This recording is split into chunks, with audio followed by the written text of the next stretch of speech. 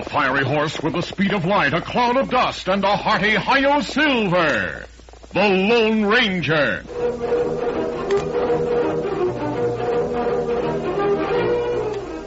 Before this exciting adventure, a word from our sponsor. General Mills, makers of Cheerios, the oat cereal that's ready to eat, Betty Crocker Mixes, and Wheaties, the breakfast of champions, present by special recording, The Lone Ranger. Did you ever talk to your grandmother or your mother about what it used to be like to bake an angel food cake? Before there was a Betty Crocker angel food cake mix, that is. Well, they used to have to take 13 eggs and separate the whites from the yolks. Can you imagine all that bother? Over a dozen eggs. Angel food cakes took hours then, and I guess that's why they only baked them for very, very special occasions. But now, you can have big, delicious angel food cakes all the time. It's so easy when Mom uses Betty Crocker Angel Food Cake Mix. That's the mix with the whites of 13 farm-fresh eggs right in the package. Mom just adds water and your favorite flavoring for a perfect cake. Angel perfect every time. Cake after cake after cake. A high, light, every day is party day kind of cake. And it's guaranteed perfect by Betty Crocker of General Mills, Minneapolis. I hope Mom bakes lots of Betty Crocker Angel Food Cakes at your house. They're so melt in your mouth good. With his faithful Indian companion Tonto, the daring and resourceful masked rider of the plains led the fight for law and order in the early western United States. Nowhere in the pages of history can one find a greater champion of justice. Return with us now to those thrilling days of yesteryear. From out of the past come the thundering hoofbeats of the great horse Silver. The Lone Ranger rides again. Come on, Silver. Let's go, big fellow. Are you Silver? Hooray!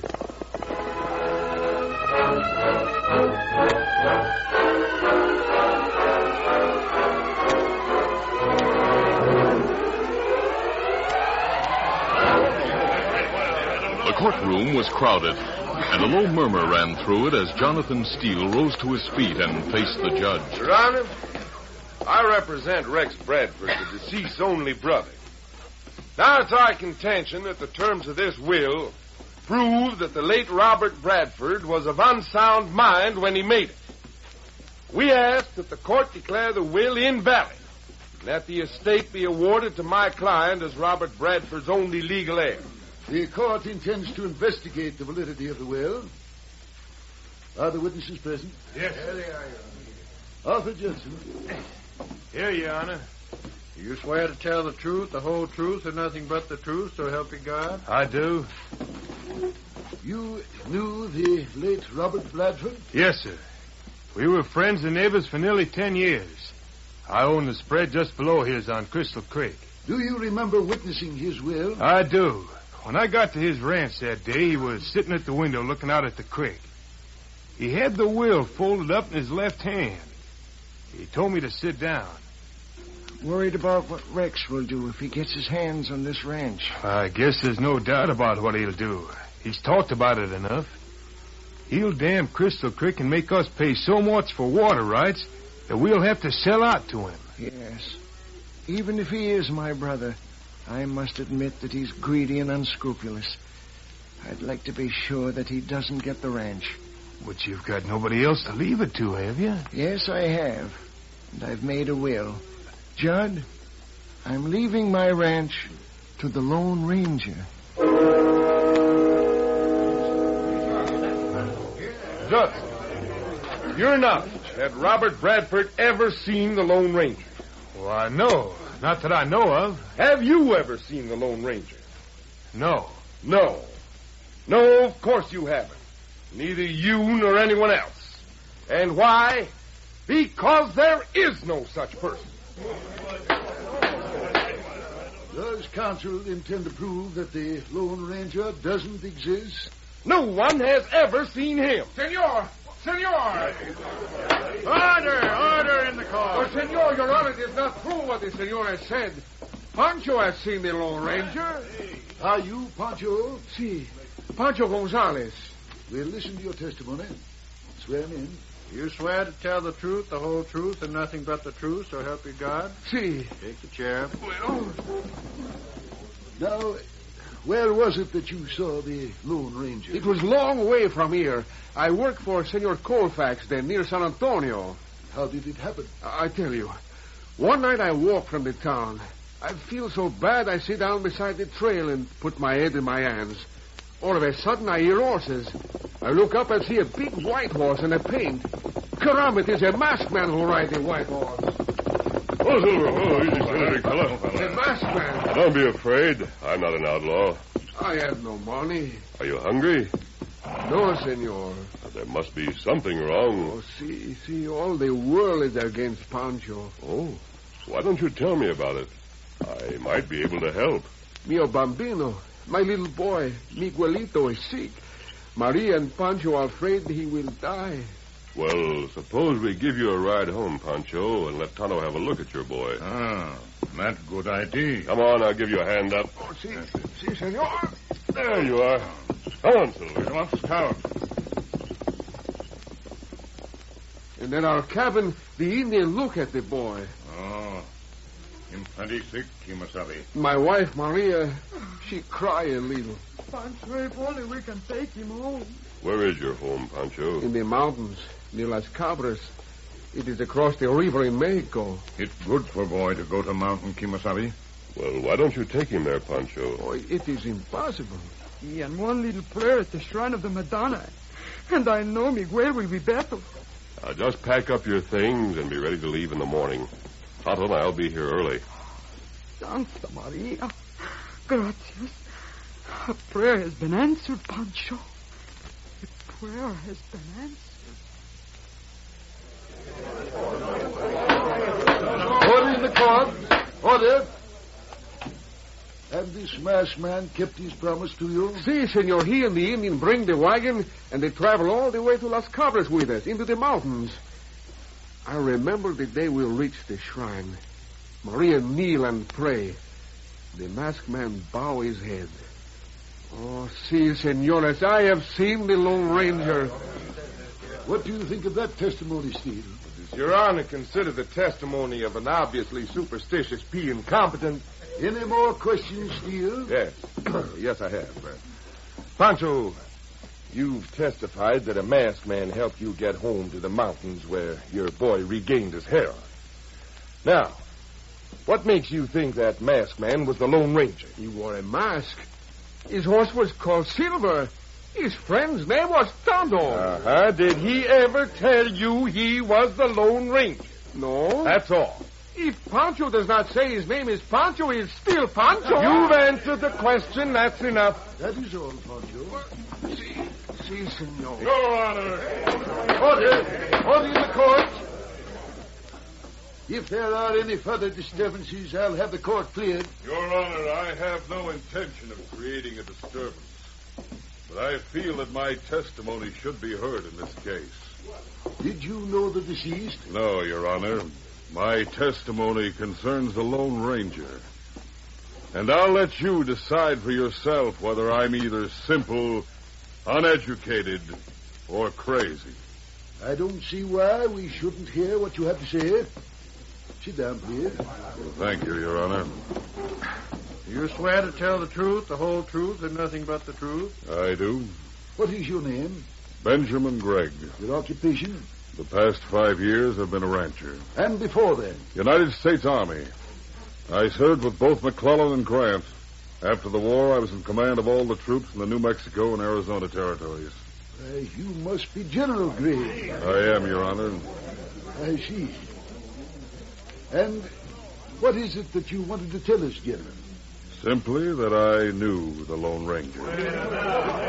Proceed, General. Very well. My son was killed by the Apache 2 years ago. He was a captain in the cavalry station at Fort Webster in Arizona. When the news reached me, I went out there at once. I borrowed a horse at the fort and rode out to Red Rock Canyon where my son was buried. I reached the canyon just as it was getting dark on the second day. I shouldn't have, but I lit a fire and I was sitting beside it, thinking, dreaming perhaps. But I suddenly realized there were men near me. I looked up, shadows all around, and then Crazy Wolf himself stepped into the circle of light around the campfire. His carbine was leveled at my heart. Ah, this good. Crazy Wolf know you. You general. You prisoner now.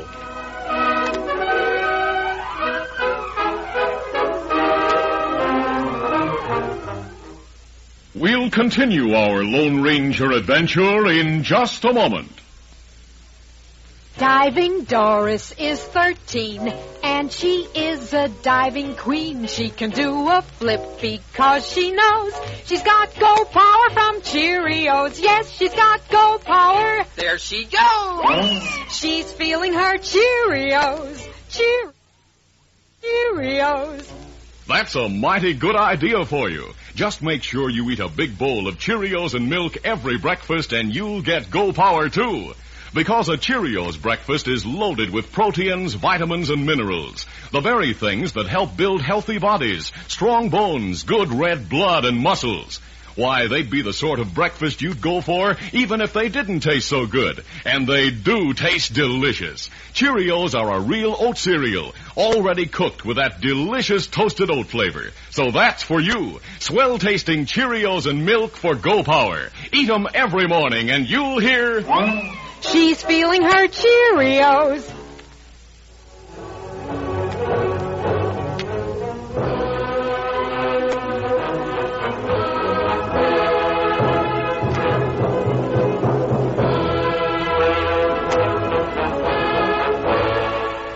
Now to continue.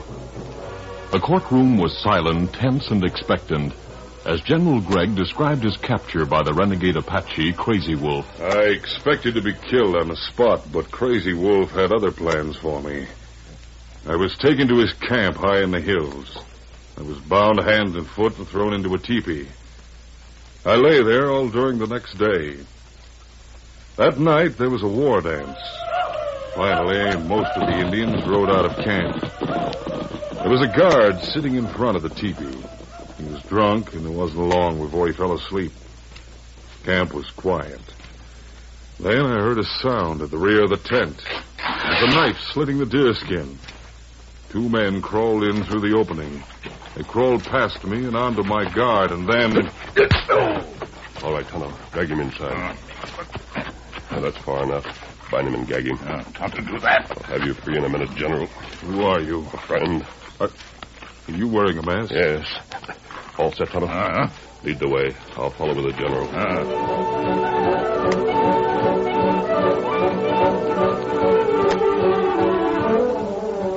We crawled through the opening in the rear of the teepee and then ran to the cover of the woods. The camp was high in the hills, and instead of starting down, we began to climb. And finally, I should judge 1,000 feet above the Indians' camp, we came to a small clearing. There were 3 horses there. A white stallion, a paint, and my own horse. The one Colonel Lacey had given me at the fort. Why, that chestnut's mine. Yes, General. Tonto brought him up here while the war dance was going on. Well, I'm not sure that I can find my way back to the fort, but with a few directions... We'll show you the way when the right time comes. But not tonight, General. There's too much chance of running into Crazy Wolf and his raiding party. Now, we'll wait here until tomorrow night.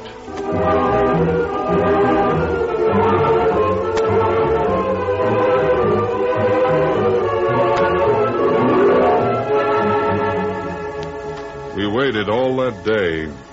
But as soon as it was dark, we started down the wooded mountainside. Come on, Silver. Come, Scout. We passed the Indian encampment safely, and finally we reached the valley. It stretched 100 miles to the north and south. All right, let's go. Easy, steady, big fellow. One, two, there. Scout. It was 20 miles across the valley to the eastern hills, and only an occasional sandstone butte broke the level surface of the basin. The fort was beyond the hills. There was a full moon, but we saw no Indians. Not until we had nearly reached the far side of the valley. Then we saw them heading straight for us out of a wooded draw. I heard shots. Something hit me, and that's all I remember.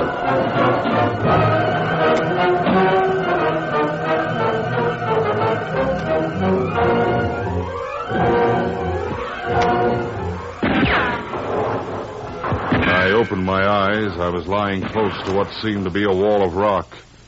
The masked man was only a few feet away, firing at something or someone below him.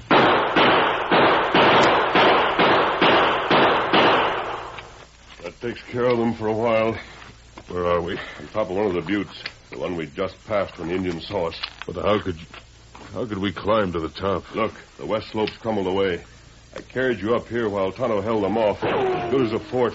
What about Tonto? I opened fire as soon as I got up here. He got away with the horses. He'll bring us help from the fort. That's a long way. Yes. Are we surrounded? Now we are. But all we have to do is keep them from climbing up here. What's that? More Indians, a lot of them. I think they've brought Crazy Wolf. I must have been unconscious for a long time. Early morning. How about ammunition? Enough for this charge.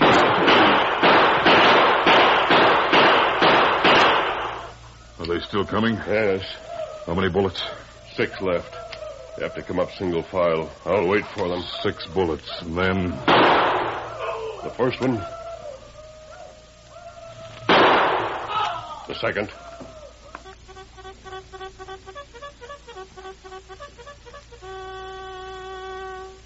Did I really hear that? The bugle. Yes, you did. Can you see anything? No, Yes, General. The cavalry. There's Tonto riding at the head of the column. Looks like a whole troop. Heaven be praised.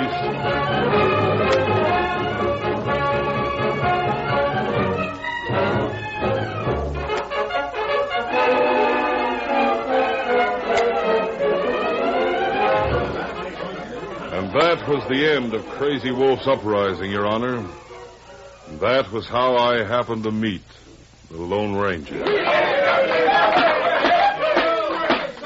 I sincerely hope that applause was not meant for me. General, did the scout who rescued you from Crazy Wolf ever tell you he was the Lone Ranger? Well, no, he didn't. That's all I wanted to know. That's all that's relevant to this case. The court will decide the relevance of the General's testimony, Counsel. Yes, Your Honor. But I must plead that no evidence has been introduced which establishes in any way that there actually is such a person as the Lone Ranger. My contention is that there is not. I ask you to declare Robert Bradford's will invalid. You'll have my decision tomorrow. Court is adjourned. The judge had his supper at the hotel that night and then walked through the quiet back streets of the town to the little white cottage where he lived alone. When he reached it, he settled himself behind his desk and studied Robert Bradford's will. He studied it for a long time. Then his head nodded. He leaned back in his chair, and in another moment he was asleep. As he slept, he dreamed. He was with Pancho crossing the Rio Grande and riding on toward the mountains of Las Cabras. He was with the general in Crazy Wolf's camp and on the high butte in the valley. And then clearly he heard a voice. In the name of justice, Your Honor. Slowly, he returned to consciousness. He opened his eyes. Was the door of the cottage open? Was there a shadowy figure standing in the doorway? Was the door closing now? A horse outside, and then... Am I still dreaming? And then the judge saw something shining on his desk. Something made of silver. He leaned forward and picked it up. In the name of justice.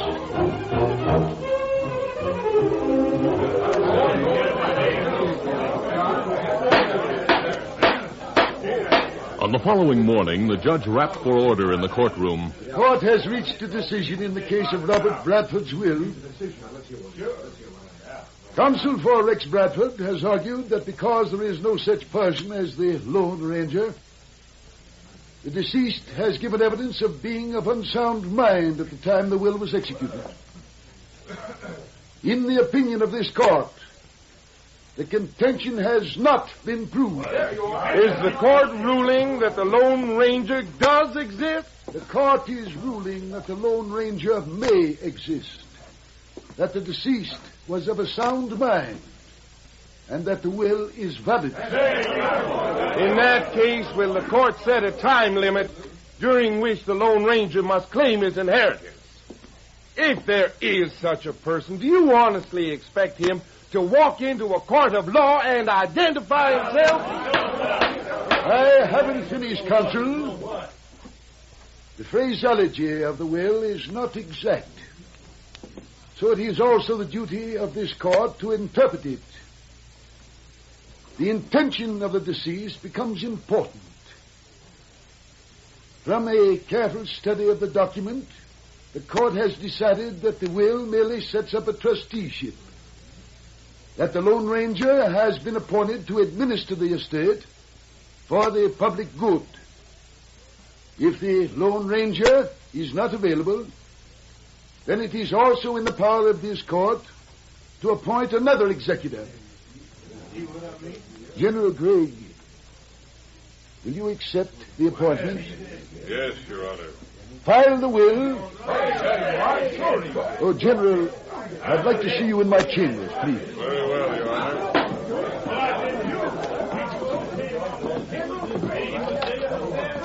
After you, General. Thank you. Your Honor, I'm a little disappointed. Why? Well, you've managed to save the small rancher's water supply. But it was by some legal interpretation that I don't understand exactly. It was perfectly sound. But don't you believe that I was telling the truth? Of course I do. Look at this. A silver bullet. That's right. Where did you get it? Who can tell, General? Perhaps I, too, have had the honor of meeting the Lone Ranger.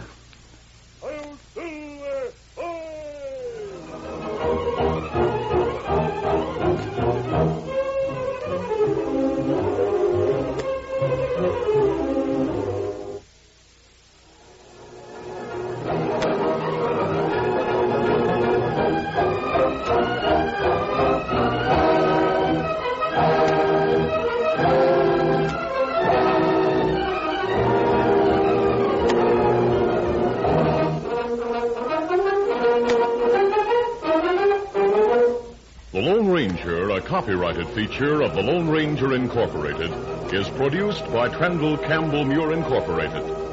The part of the Lone Ranger is played by Brace Beamer. Your announcer, Fred Foy.